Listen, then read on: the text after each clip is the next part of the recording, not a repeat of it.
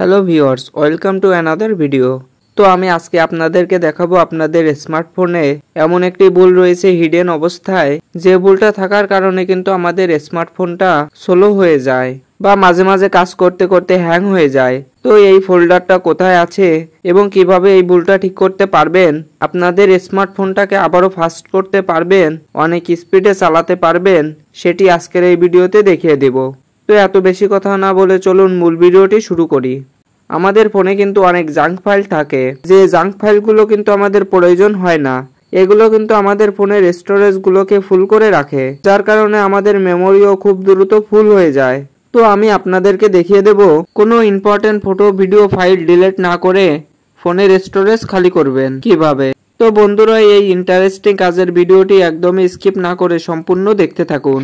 তো বন্ধুরা, কাজটা করতে হলে প্রথমে আপনাদেরকে যেটি করতে হবে, আমাদের ফোনে যে ফাইল ম্যানেজারটি থাকে, প্রত্যেকের ফোনে কিন্তু ফাইল ম্যানেজার বা ফাইল নামে থাকে। তো আমার ফোনে ফাইল ম্যানেজার নামে দেওয়া আছে।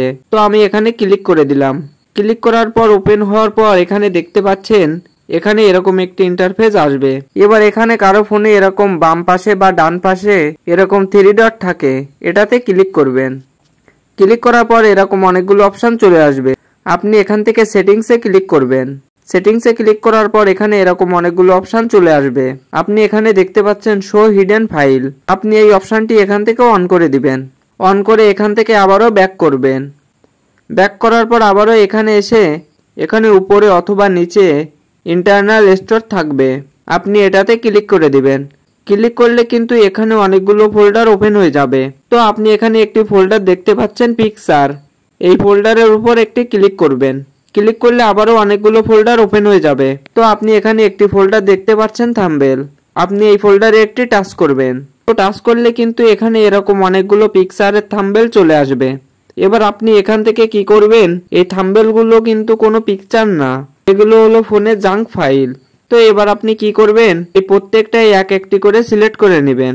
আর আপনি একসাথে সবগুলো ডিলিট করতে চান তাহলে উপর থেকে সিলেক্ট অল এটি সিলেক্ট করে দিবেন। সিলেক্ট করার পর আপনারা জাস্ট এখান থেকে ডিলিট করে দিবেন। তাহলে এখান থেকে কিন্তু আপনাদের প্রত্যেকটা থাম্বনেল কিন্তু ক্লিয়ার হয়ে যাবে আর ডিলিট হয়ে যাবে। তো এগুলো ডিলিট করার পর আপনারা এখান থেকে ব্যাক করে বেরিয়ে আসবেন। ব্যাক করে আবারও এই ফোল্ডার অপশানে আসবেন। এবার এখানে একটি অপশান দেখতে পাচ্ছেন মুভি, এই যে মুভি ফোল্ডার আছে, এই মুভি ফোল্ডারে একটি টাচ করবেন। মুভি ফোল্ডারের মধ্যেও কিন্তু ঠিক এরকম থাম্বনেল আছে। থাম্বনেল ফোল্ডারটা ওপেন করে আবারও এখান থেকে সেম ভাবে থাম্বনেলগুলো সিলেক্ট করে নেবেন। তারপর এখান থেকে ডিলিট করে দিবেন, অথবা উপর থেকে সিলেক্ট অলে ক্লিক করে সবগুলো সিলেক্ট করে ডিলিট করে দিবেন। এই যে ডিলিট হয়ে গেল, এবার এখান থেকে কিছু করতে হবে না। আপনারা এখান থেকে সরাসরি ব্যাক করে ফোনের হোম স্ক্রিনে চলে আসবেন। এখন কিন্তু আমাদের দুটো কাজ কমপ্লিট হয়ে গেছে। এবার এখান থেকে সরাসরি গ্যালারিতে চলে আসবেন।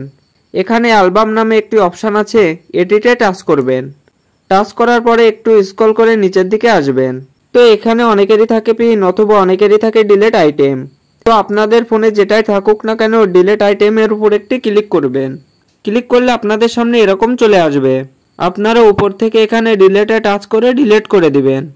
তাহলে কিন্তু এখানে আপনাদের যত যাবতীয় ডিলিটেড আইটেমগুলো রয়েছে, ট্রাস্টে বা ডিলিটে রেখেছিলেন, সেগুলো কিন্তু ডিলিট হয়ে যাবে।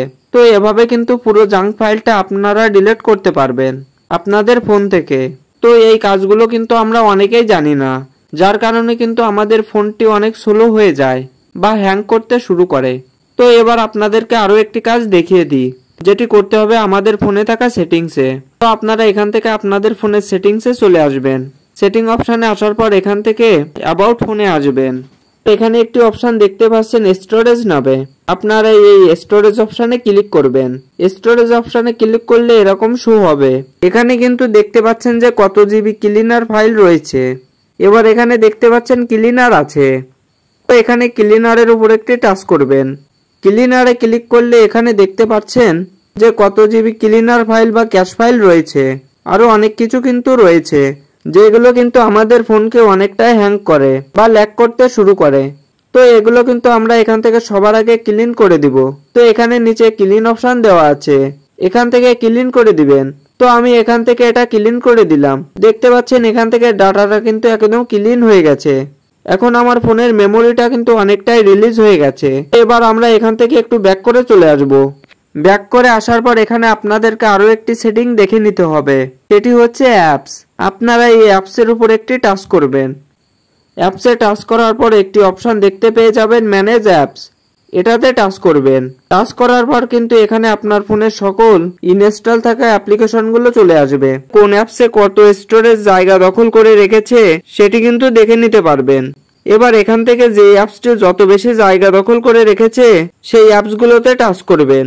তো আমি এখান থেকে যে কোনো একটি অ্যাপ্লিকেশনে টাচ করলাম। তারপর উপরে একটি অপশন দেওয়া আছে স্টোরেজ, স্টোরেজে টাচ করবেন। তারপর এরকম একটি পেজ ওপেন হয়ে যাবে। এখানে সবার নিচে একটি অপশন দেখতে পাচ্ছেন ক্লিয়ার ডাটা, এই ক্লিয়ার ডাটাতে টাচ করবেন।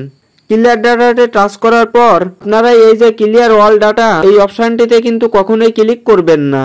তো আপনি এখান থেকে ক্লিয়ার ক্যাশ করে দিবেন, তাহলে কিন্তু আপনার ফোনে থাকা এই অ্যাপসের স্টোরেজ কিন্তু অনেকটাই খালি হয়ে যাবে। এভাবে কিন্তু আপনারা প্রত্যেকটা অ্যাপসের ক্লিয়ার ক্যাশ করে দিবেন, তাহলে কিন্তু আপনার ফোনের স্টোরেজটা অনেকটাই ফাঁকা হয়ে যাবে। তার কারণে কিন্তু আপনার ফোনটা অনেকটা ফাস্ট হয়ে যাবে। তো এটাই ছিল দেখানোর। তো বন্ধুরা, ভিডিওটি ভালো লাগলে অবশ্যই ভিডিওটিতে একটি লাইক করে চ্যানেলটি সাবস্ক্রাইব করে দিয়ে পাশে থাকবেন।